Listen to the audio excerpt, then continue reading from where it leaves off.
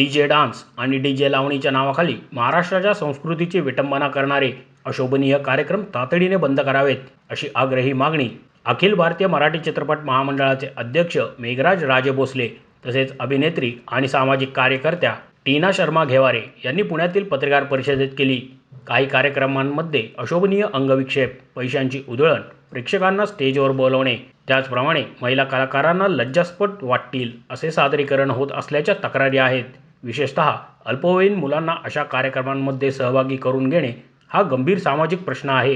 प्रशासनाने याकडे केवळ मनोरंजन म्हणून न पाहता महिला आणि बाल सुरक्षा तसेच कायदा सुव्यवस्थेच्या दृष्टीने कठोर भूमिका घ्यावी, अशी मागणी यावेळी करण्यात आली।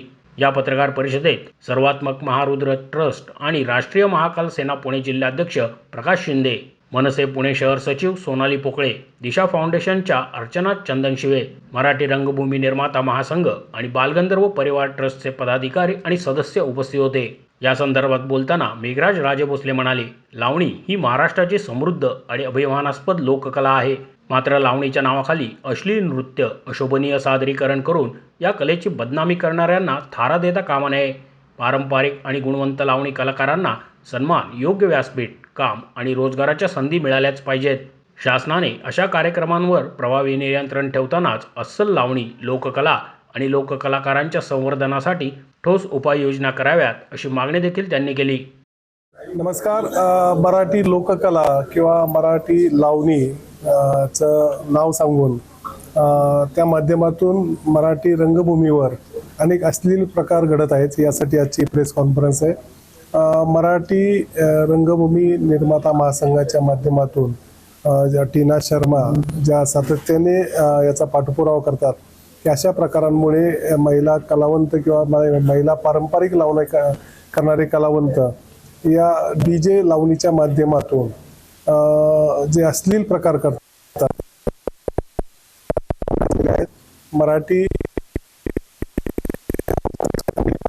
प्रेक्षक असायचे, लहान मुलं पाहिजे, अशा प्रकार न होता, पारंपरिक लावणी न होता तिथे वेगवेगळी वेशभूषा करून जमावाला आकृष्ट करणे आणि सामाजिक वातावरण बिघडणे, कायदा सुव्यवस्था बिघडवणे असे काही महिला कलावंत करत आहेत। त्याचा निषेध म्हणून आम्ही आज सर्व एकत्र आलेलो आहे।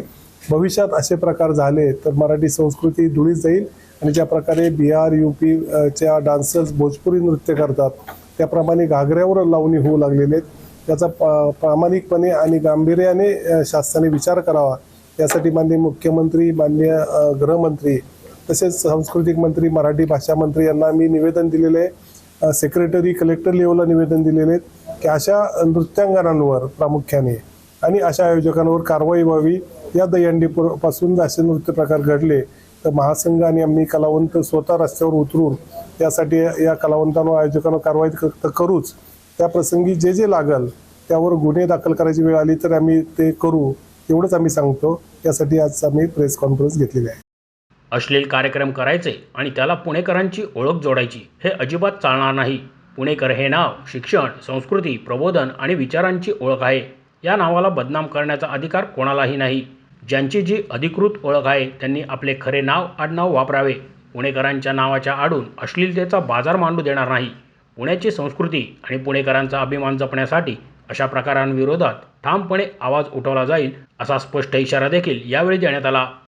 या सर्व गोष्टीवर जर नियंत्रण करायचं असेल तर पूर्वी ज्याप्रमाणे लोककलांसाठी भूमी परिनिरीक्षण मंडळाकडून परवानगी घ्यायला लागायची प्रोग्राम काढायला, त्यात निवेदकांची स्क्रिप्ट, गाण्यांची स्क्रिप्ट असायची, वेशभूषा काय असेल ती असेल, तर या वेशभूषेपासून सगळं नियंत्रण ठेवण्यासाठी पूर्वीप्रमाणेच मराठी रंगभूमी परिनिरीक्षण मंडळ म्हणजे मराठी सेन्सॉर बोर्ड हे चालू व्हावं आणि अशा कार्यक्रम करणाऱ्यांवर, आयोजकांवर कार्यक्रम आयोजित करताना स्थानिक पोलीस स्टेशन, माननीय कलेक्टर यांची परमिशन घेतल्यानंतरच परवानगी द्यावी, जेणेकरून महाराष्ट्राची लोककला अतिशय आपण ज्या प्रकारे आहेत तो व्यवस्थित राहील, नाही तर भविष्यात त्याचे भोजपुरी नृत्यांगनाप्रमाणे आपली मराठी लावणी होईल असं मला वाटतं। नाही, निश्चितच आम्ही दहीहंडी आयोजकांना आणि दहीहंडीमध्ये प्रामुख्याने नृत्य करणाऱ्या या कलावंतांना आम्ही कळवलेलं आहे की अशा प्रकारे जर अश्लील चाळे तिथे आढळले तर आम्ही महिला याच्याप्रमाणे त्यांच्यावर कारवाई करू, स्थानिक पोलीस स्टेशनला त्यांच्यावर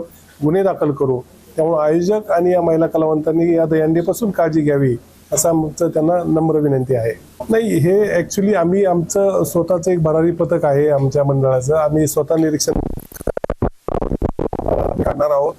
हे आम्ही स्थानिक वैयक्तिक गुन्हे दाखल करणार आहोत. परंतु शासनाने जर गांभीर्याने आम्ही पत्र दिलेले आहेत, उद्या अशा प्रकारामुळे स्थानिक गावातील कायदा सुव्यवस्था बिघडते. बरेचसे शो 4-5 तास पूर्वी शो व्हायचे, ते आता अर्ध्या पाऊण तासात अशा गोंधळामुळे शो होत नाहीत. कायदा सुव्यवस्था बिघडते.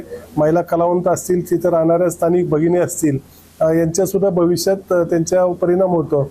असे काही घडलं तर आम्ही तर गुन्हे दाखल करणार आहोत. पण शासनाने जर गांभीर्याने दखल घेतली नाही तर त्यातील पोलीस निरीक्षक किंवा त्यांच्यावर सुद्धा आम्ही माननीय महासंचालक यांच्याकडे तक्रार करू, त्यांच्यावर सुद्धा आम्ही गुन्हे दाखल करू असं आम्ही निश्चित ठरवलेलं आहे. आमच्याप्रमाणे निकष हेच आहे की जे पारंपरिक लावणी नऊवारीमध्ये सादर केली जाते किंवा एखादा ॲटम सॉन्ग जरी मराठी असेल फिल्ममधले, तरी त्याला वेशभूषा चांगली असावी. तुम्ही कुठे पब्लिकमध्ये जाऊन नृत्य करता कामा नये. तुम्ही लहान मुलांना वर घेऊन अंगावर पाणी टाकणे किंवा आपापले वेगवेगळे कपडे उतरवणे हे न प्रकार करता पारंपरिक अदाकारीचे तुम्ही परफॉर्मन्स करा. त्याबद्दल आमची तक्रार नाही. DJ लावणीला वर अश्लील नृत्य करण्याला आमचा विरोध आहे. DJ शोबद्दल आमचा विरोध नाही आहे.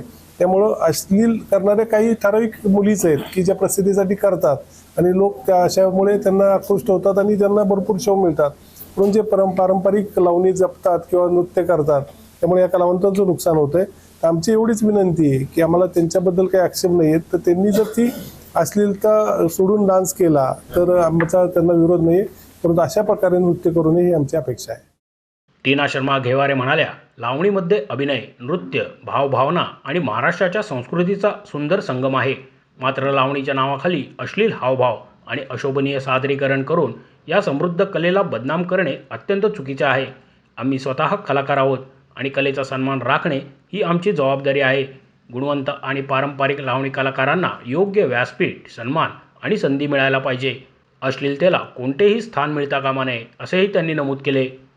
गरिमा कुठेतरी इतर राज्यात मलिन होती ह्या कार्यक्रमांमुळे, कारण की जेव्हा त्या रील्स पडतात तेव्हा त्या फक्त एका राज्यापुरत्या राहत नाहीत, त्या इतर राज्यात सुद्धा जात आहेत. त्याचा नक्कीच शासनाने विचार केला पाहिजे. तिसरी गोष्ट, कपड्यांना आमचा विरोध नाही, कारण की आपण 21व्या शतकात राहतो, पण त्या कपड्यातून आपलं अंग प्रदर्शन काढून दाखवणे हे खूप चुकीची गोष्ट आहे. ह्याला कुठेतरी आळा घातला पाहिजे, कारण की तिथे महिला असतात, लहान मुले असतात, तिथे युवा पिढी असते, त्यांच्यावरती ह्याचा खूप परिणाम होतो. कपड्यांना आमचा विरोध नाही.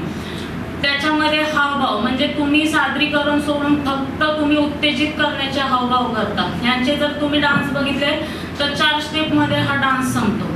ह्याचा कुठेतरी कलाकार गोष्टींवरती परिणाम होतो. आता जो चांगला कलाकार आहे त्याला स्टेज भेटत नाहीये, त्याला काम भेटत नाहीये, कारण की ह्या अश्लीलतेला जास्त वाव भेटतो. आजकाल आयोजकांना तेच पाहिजे, गर्दी कशी होते काय होते, पण ह्याच्यामुळे मरतोय तो चांगला कलाकार ज्याने वर्षानुवर्ष प्रॅक्टिस केली, ज्याने वर्षानुवर्ष कष्ट केले, त्याचं नाव कुठेतरी लपलं जातंय. हे कार्यक्रम समाज माध्यमांना बघणाऱ्यासारखे नाही आहेत, कारण की ह्याच्यातून कला काहीच नाहीये, फक्त अश्लीलता आहे. मला एकच शासनाला विचारायचं आहे की डान्स बारला कायदा नियम आहेत. डान्स बार सारख्या बंद रूम मध्ये जर तुमचे हे होतं तिथे कायदा नियम आहे, मग हे जिथे सार्वजनिक ठिकाणी होतं तिथे कायदा नियम का लागू नाही, इथे पहिले लक्ष शासनाने मेन घातलं पाहिजे. आपली संस्कृती हिंदू देवतांची आहे.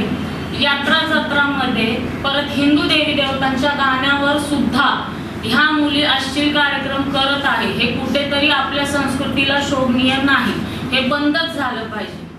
मोशी न्यूज नेटवर्कसाठी मोहित शिंदे, पुणे.